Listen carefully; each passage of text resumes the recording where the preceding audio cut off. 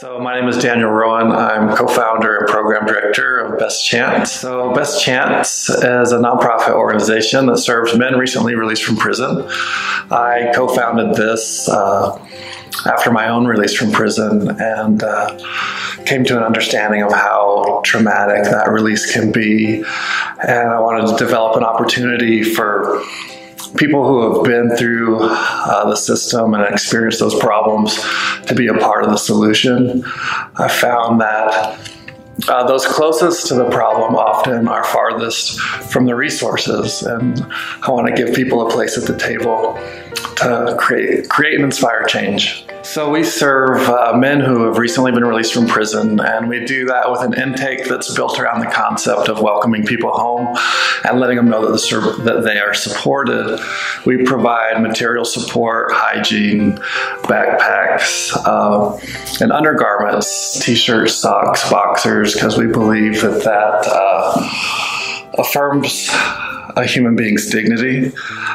We support them through meals. We have what we call a learning lunch every Tuesday and an exploring deeper every Saturday morning. Every man that we serve that comes to us works with a peer to develop goals and what they're going to do now that they're out. And once we identify those goals, we support them and help them move towards those goals, hopefully accomplishing them. In 2017, 2 peer support workers served 139 men. In 2018, we're on par to serve about the same number.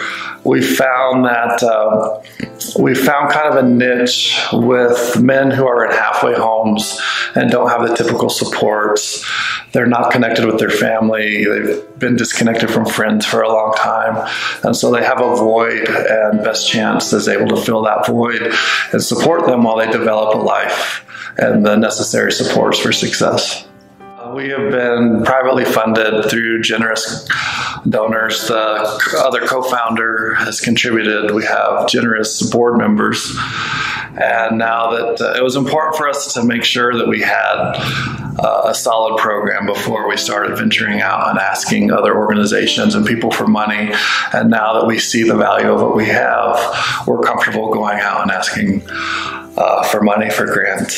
So a grant from Albuquerque Involved would not only welcome somebody home from prison, it would give them their identity back.